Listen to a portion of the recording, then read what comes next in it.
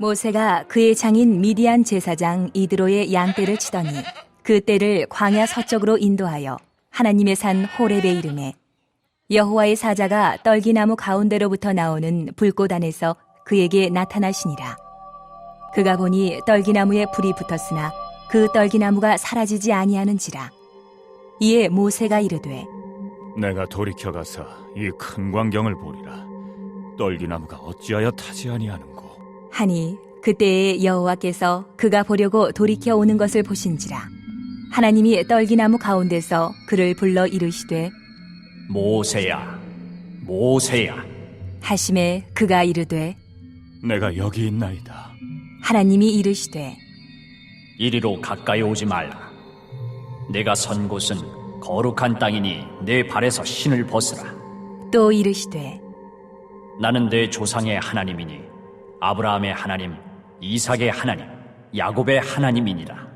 모세가 하나님 배웁기를 두려워하여 얼굴을 가리매 여호와께서 이르시되 내가 애굽에 있는 내 백성의 고통을 분명히 보고 그들이 그들의 감독자로 말미암아 부르짖음을 듣고 그 근심을 알고 내가 내려가서 그들을 애굽인의 손에서 건져내고 그들을 그 땅에서 인도하여 아름답고 광대한 땅, 젖과 꿀이 흐르는 땅, 곧 가나안 족속, 헷 족속, 아모리 족속, 브리스 족속, 히위 족속, 여부스 족속의 지방에 데려가려 하노라. 이제 가라. 이스라엘 자손의 부르짖음이 내게 달하고 애굽 사람이 그들을 괴롭히는 학대도 내가 보았으니 이제 내가 너를 바로에게 보내어 너에게 내 백성 이스라엘 자손을 애굽에서 인도하여 내게 하리라. 전능하신 하나님, 믿음과 건강 주셔서 예배하게 하심 감사드립니다. 예배하는 우리 하나님의 임재를 경험하기 원합니다. 바르게 살지 못하여 예수 믿는 사람답지 못하여 하나님의 영광을 가렸던 순간을 회개합니다. 허물은 사하시고 연약함은 도와주시기를 구합니다. 형편과 사정이 각기 다른 이들이 모였습니다.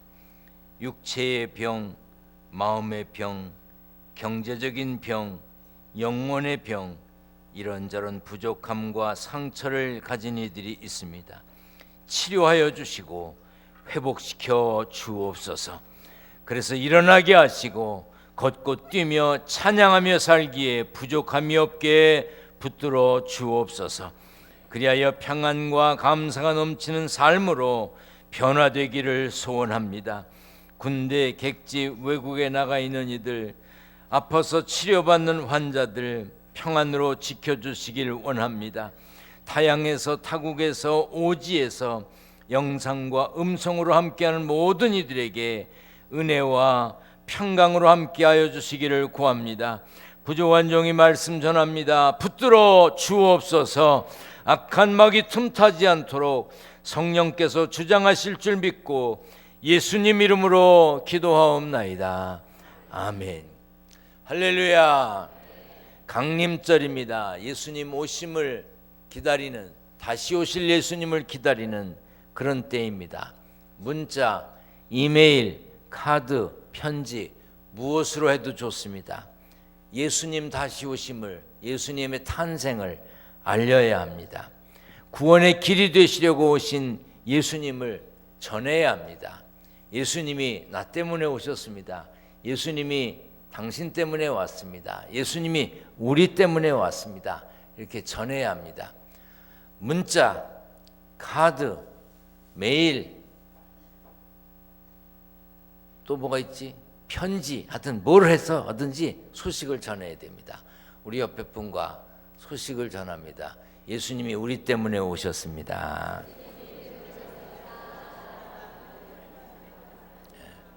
여기서만 하지 말고 나가서도 하시길 바랍니다. 우리 성경을 높이 들고 고백합니다. 저는 예수 믿어 구원받았습니다. 저는 예수 믿어 하나님 자녀 되었습니다. 저는 예수 믿어 천국 백성 되었습니다. 하나님께서 선물로 주신 오늘 하나님 말씀으로 가르침을 받습니다. 눈을 열어 주위의 법안에 있는 놀라운 진리를 보고 깨닫게 하소서. 아멘으로 순종하여 하나님께 영광 돌리는 삶 되게 하소서. 아멘. 그런 삶이 되시기를 축원합니다. 내가 쓰임 받는 거, 쓰임 받도록 부르심을 받는 거, 일을 맡는 거, 일을 맡겨주는 거 고마운 일입니다. 일이 맡겨졌다는 거, 일이 맡겨진다는 것은 쓰고자 하는 분으로부터 인정받았다는 뜻입니다. 그래서 사람들은 높고 존귀한 사람에게 쓰임받기 위해, 인정받기 위해 실력을 쌓고 능력을 키우려고 노력합니다. 그런데 성경을 보면 하나님께서 보시는 기준과 세상 기준이 많이 다른 것을 알 수 있습니다. 세상에선 뛰어난 사람을 쓰려고 합니다. 그러나 하나님께서는 마음에 드는 사람을 쓰셨습니다. 그래서 하나님은 우리가 보기에 평범한 사람, 능력이 없어 보이는 사람, 약하고 실수가 잦은 사람, 실패가 많은 사람도 쓰십니다.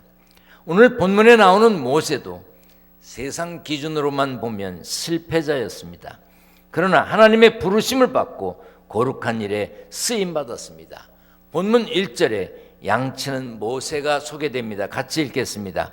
모세가 그의 장인 미디안 제사장 이드로의 양떼를 치더니 그 떼를 광야 서쪽으로 인도하여 하나님의 산 호렙에 이르매.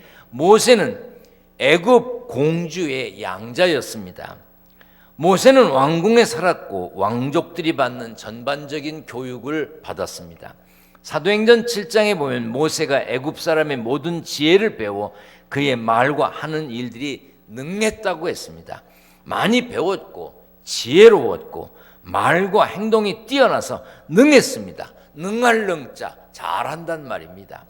지도자로서 충분한 자격과 조건을 갖추었습니다. 그런데 그런 모세가 사람을 죽입니다. 도망을 갑니다. 처가살이를 합니다.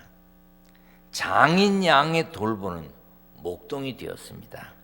그리고 40년의 세월이 흘러 80 노인이 되었습니다. 모세는 더 이상 왕궁에 사는 왕자가 아닙니다. 보잘것없는 광야에서 사는 나이 많은 양치기에 불과했습니다. 창세기 46장에 보면 애굽 사람은 다 목축을 가증히 여겼다고 그랬습니다. 가증히 여겼다는 말은 싫어한다는 뜻입니다. 영어 성경을 보면 혐오스럽다고 하는 단어를 사용했습니다. 당시 양치는 목자들, 양치기는 어떤 대접을 받았을지 우리가 충분히 짐작이 갑니다. 애굽의 모든 지혜를 배워 말과 하는 일에 능했던 모세가 사람들이 가증히 여기는, 천하게 여기는, 싫어하는 양치기 일을 하고 있었습니다. 그것도 나이 80에 자기 양을 치는 것도 아니고 장인의 양을 치고 있었습니다. 그런데 하나님은 그런 모세를 타지 않는 불꽃나무, 떨기나무 불꽃 가운데서 부르셨습니다. 이 떨기나무는 이집트 본토와 시나이 반도에 주로 흩어져 사는 나무인데 떨기나무는 비참하고 볼품 없음을 상징합니다. 예레미야 17장에 보면 하나님을 떠난 인생을 메마른 곳에서 열매도 없이 살다가 죽는 떨기나무에 비유했습니다. 예레미야 17장 6절에 그는 사막의 떨기나무 같아서 좋은 일이 오는 것을 보지 못하고 광야의 간조한 곳, 건건한 땅, 사람이 살지 않는 땅에 살리라 했습니다. 하나님은 보잘것없고 볼품없는 떨기나무 사이에서 모세를 부르셨습니다. 그리고 모세에게 출애굽이라고 하는 이스라엘 백성들이 이집트를 탈출하는 그 엄청난 일의 지도자로 세워주셨습니다. 하나님의 일은, 하나님의 방법은, 하나님의 선택은 사람의 지혜로, 경험으로, 세상 기준으로 알 수 없습니다. 판단할 수 없습니다. 모세가 광야에서 40년간 보낸 그 시간은 자신의 힘으로 살려했던 모세가 하나님이 시키시는 일만 할 수 있는 모세로 바뀐 기간이었습니다. 하나님의 일은 하나님의 시간에, 하나님의 때에 이루어 가십니다. 그 시간이 어떤 사람에게는 순간, 어떤 사람은 몇 날, 어떤 사람에게는 몇 달일 수도 있습니다. 어떤 사람에게는 1년, 3년, 5년, 10년이 될 수도 있습니다. 그런데 모세는 광야 생활 40년이 필요했던 모양입니다. 아니, 애굽 왕궁에서 40년, 광야에서 40년, 80년의 세월이 필요했습니다. 우리도 하나님의 시간, 하나님의 때를 기다릴 줄 알아야 합니다. 성경을 보면 하나님께서는 자신의 자리에서 최선을 다하는 사람을 쓰셨습니다. 모세가 하나님을 만난 곳은 특별한 장소가 아닙니다.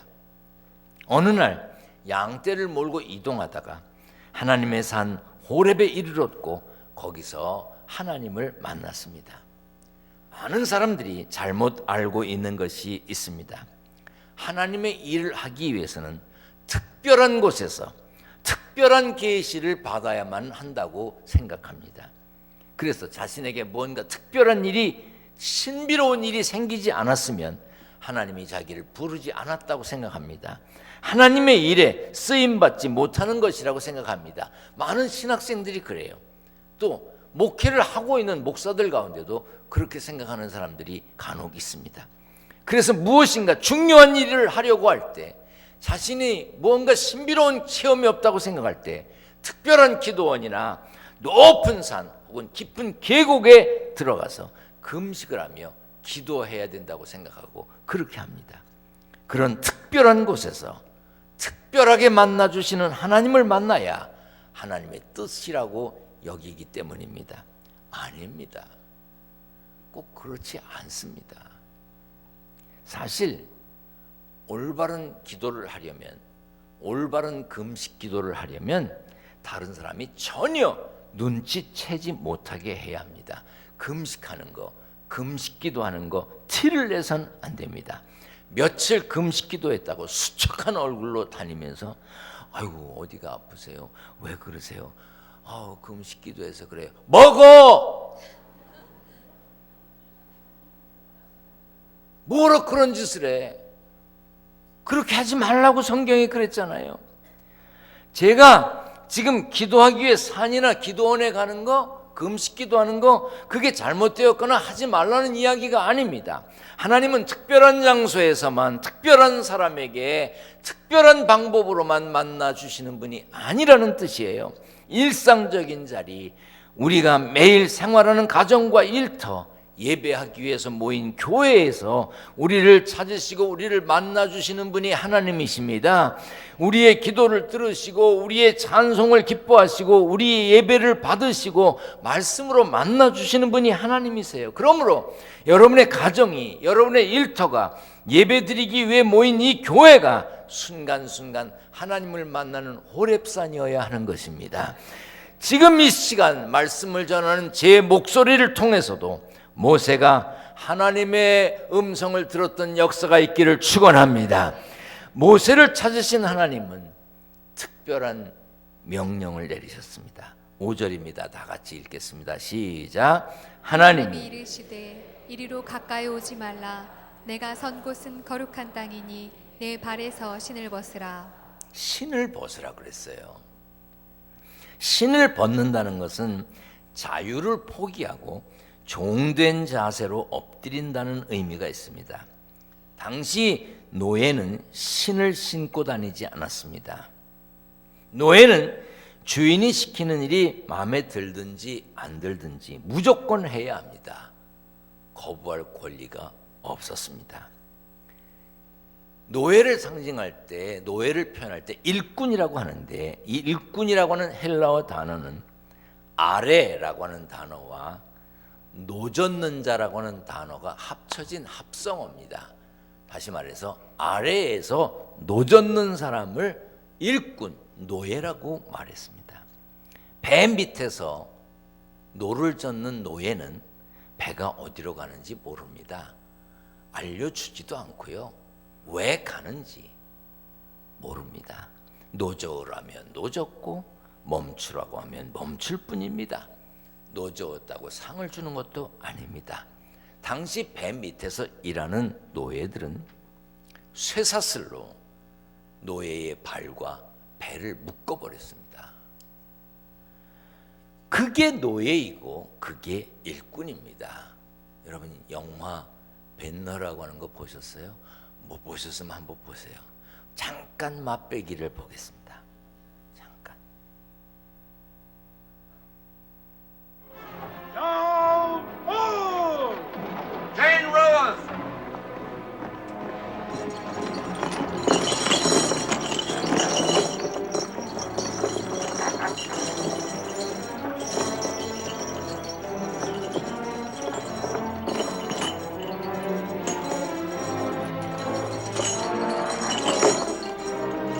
Down, hold!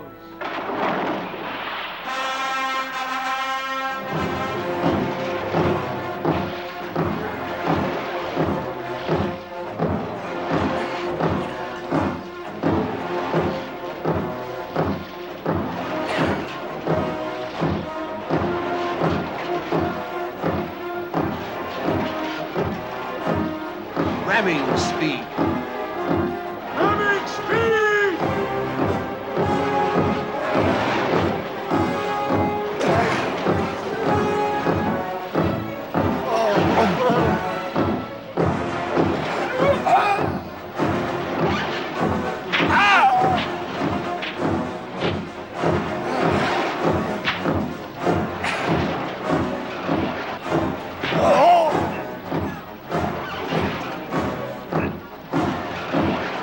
Rest. Rest. 이게 노예입니다. 이게 일꾼이고요. 배에 발이 묶여 있는 노예는 배가 침몰하면 배와 함께 죽어야 했습니다. 이런 것이 당시의 노예입니다. 이런 노예를 아래에서 노젓는 사람이라는 뜻을 가진 일꾼이라고 표현하는 겁니다. 그런데 성경은 예수 믿는 우리를 그리스도의 일꾼이라고 했습니다. 고린도전서 4장 1절입니다. 다 같이 읽겠습니다. 사람이 마땅히 우리를 그리스도의 일꾼이요 하나님의 비밀을 맡은 자로 여길지어다. 우리는 하나님의 비밀을 맡은, 다시 말해 생명의 주님, 부활의 주님을 증거해야 되는 일꾼이기 때문에 하나님의 말씀에 발을 묶고 말씀대로 살아야 합니다. 여러분은 하나님의 말씀에 발을 묶으셨습니까? 일 맡은 이들은 발을 묶은 겁니다. 일 맡은 사람이 발 묶은 사람이란 뜻입니다. 도망치려 하면 맞는 거예요. 묶은 것 같은데 순간순간 풀어헤치고 자유인이 되어 살고 있지는 않습니까? 신을 벗는다는 것은 다른 의미가 또 있습니다. 자기의 권리를 포기하는 겁니다. 이스라엘 풍속에 아버지가 죽으면 장자가 그 재산을 상속받았습니다. 그런데 동생이 가난하여 살기 어려우면 장자가 받을 재산을 동생이 상속받게 할 수 있었습니다. 그때 자신의 권리를 포기하는 의미로 신발을 벗어 주면 됩니다. 또한 룻기 4장에 보면 나오미 집안에 기업물을 짜가 기업물을 권리를 포기하고 그 권리를 넘길 때 신을 벗는 장면이 나옵니다. 기업물을 짜라는 말은 집안간으로서 책임을 져야 하는 사람을 말합니다. 혈연 관계로 얽힌 가까운 친척을 말합니다. 자신의 권리를 포기하고 자신의 모든 것을 맡긴다는 의미로 신을 벗었습니다. 종이나 죄수들이 신발을 신을 수 없었던 이유는 그들에게 아무런 권리가 없었기 때문입니다. 예수 믿는 우리가 배경이나 환경이라고 하는 신을 벗을 때 비로소 하나님의 손에 붙잡히게 됩니다. 나는 아무것도 아닙니다. 나는 없습니다. 나는 할 수 없습니다. 나이, 배운 거, 경험한 거, 가진 거 다 내려놓고 자신의 신을 벗을 때 하나님이 함께 계시는 것입니다. 신을 벗는다는 것은 경배의 뜻도 있습니다. 성경을 보면 신을 벗으라는 내용이 여러 번 나옵니다. 여호수아가 여리고 성을 점령하기 전에 하나님의 군대 장관이 나타나 신을 벗으라고 했습니다. 여호수아 5장입니다. 다 같이 읽겠습니다. 여호와의 군대 대장이 여호수아에게 이르되 내 발에서 신을 벗으라. 내가 선 곳은 거룩하니라 하니 여호수아가 그대로 행하니라. 신을 벗는 것은 존경의 의미이고 경배의 표시입니다. 하나님이 신을 벗으라고 하신 것은 모세나 여호수아가 서 있던 그 자리가 무슨 황금으로 되어 있거나 뭐 비치로 되어 있거나 그래서 구별된 특별한 장소이기 때문이 아닙니다.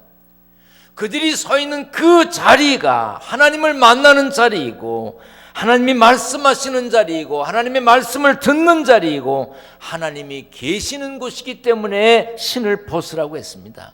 그러므로 하나님이 함께 하시는 모든 장소가 거룩한 곳이며 모든 곳에서 신을 벗어야 하는 것입니다. 하나님의 나라는 두 가지로 설명할 수 있습니다.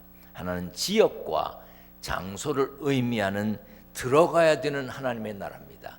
그 들어가야 되는 하나님의 나라에 저도 여러분 우리 모두가 들어가야 합니다.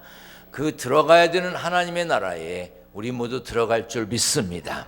이런 장소의 개념이 있고요. 또 하나는요, 통치권, 주권, 영향력, 지배권 그런 뜻이 있습니다. 하나님이 통치하시는 곳, 하나님의 통치가 임하는 곳, 하나님이 다스리시는 곳, 하나님이 룰링하시는 곳, 거기가 하나님의 나라라는 말입니다. 여러분들의 마음은 누가 다스립니까? 여러분 스스로 다스립니까? 돈이 다스립니까? 명예가 다스립니까? 권세가 다스립니까? 누구에게 다스림을 받느냐에 따라 그의 나라입니다. 여러분들의 가정은 누가 다스립니까? 힘센 남편이 다스립니까? 돈줄 쥔 아내가 다스립니까? 아이들이 다스립니까? 손자가 다스립니까? 무엇이 여러분들의 가정의 모든 일을 할 때 기준이 되고 거기에 따르십니까? 하나님의 말씀이 다스린다면 여러분 가정은 하나님의 나라입니다. 그러므로 우리는 언제 어디서나 하나님 앞에 있어야 합니다. 코람데오, 하나님 앞에 있어야 돼요. 신을 벗는다는 것은 또한 고통을 뜻하기도 합니다. 다윗 왕은 그의 아들 압살롬이 반역을 일으켰을 때 맨발로 울면서 피난을 갔습니다. 사무엘하 15장입니다. 같이 읽겠습니다. 다윗이 감람산 길로 올라갈 때 그의 머리를 그가 가리고 맨발로 울며 가고 그와 함께 가는 모든 백성들도 각각 자기의 머리를 가리고 울며 올라가니라. 하나님께 쓰임받는 길도 맨발로 울면서 가야 하는 고통의 길일 수 있습니다. 하나님께서 맡기신 일을 감당하기 위해 희생과 고난과 인생을 살아가면서 참고 견디는 인내 그리고 역경 그런 것까지도 다 참아야 할 때가 있습니다. 교회에서도 일하다 보면 하고 싶은 말 참아야 하고 안 들어도 되는 말 듣고 견뎌야 합니다. 사실은 하나님의 일을 하려면 그 모든 것을 잘 견뎌야만 훗날 칭찬받을 수가 있습니다. 선교사들도 그런 거 알고 선교지로 갔습니다. 제가 선교사를 귀히 여기고 특별히 아프리카에서 오신 선교사들을 귀히 여기고 소홀히 하지 않으려고 하는 이유가 있습니다. 물론 다른 곳의 선교사들도 귀합니다. 그러나 아프리카 먼 곳에 가 있는 선교사들 중에는요, 때로 어머님이 아프시다거나 아버님이 돌아가셨다는 소식을 못 받고 후에 돌아와서 아는 경우가 있습니다. 선교지에 나가 있으면 전화가 터지지도 않고 식구들과 연락이 잘 안 돼서 어려움을 겪습니다. 지금 우리는 추워서 벌벌 떨지만 아프리카는 우기가 시작됩니다. 우기가 되면 말라리아 모기가 극성을 부립니다. 모기에 물려 고생을 하고 심하면 죽을 수도 있습니다. 그것을 알고 갔습니다. 그 선교사들 그거 알고 갔습니다. 많은 믿음의 선배들이 죽을 줄 알면서 예배드렸습니다. 십자가 없는 면류관은 없습니다.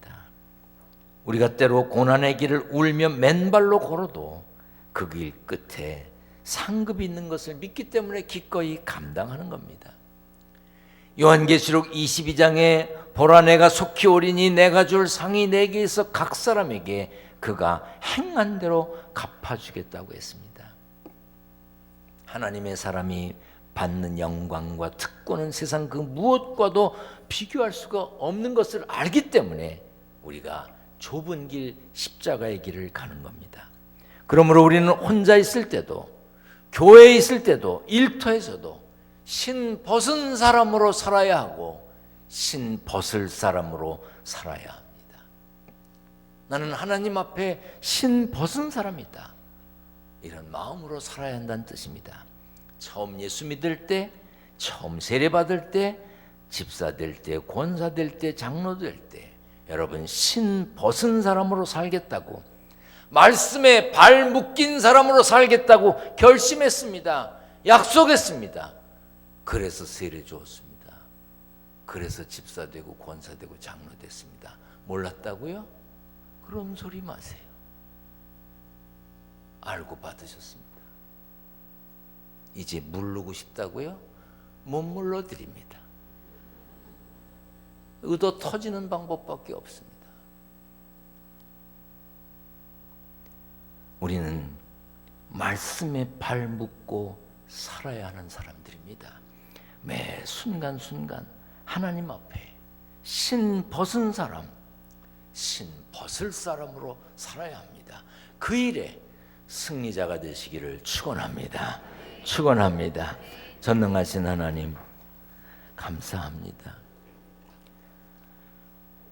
말씀에 발 묶고 살겠다고 이미 약속했습니다. 매 순간순간 하나님 앞에 신 벗은 사람, 신 벗을 사람으로 살게 도와 주옵소서. 세상 살면서 땀 흘렸습니다. 일하여 얻은 소득을 구별했습니다. 11조, 감사헌금, 건축헌금, 선교헌금, 일천번제물 여러 가지 제목으로 봉투에 담았고 이름을 적었고 기도 제목을 적었습니다.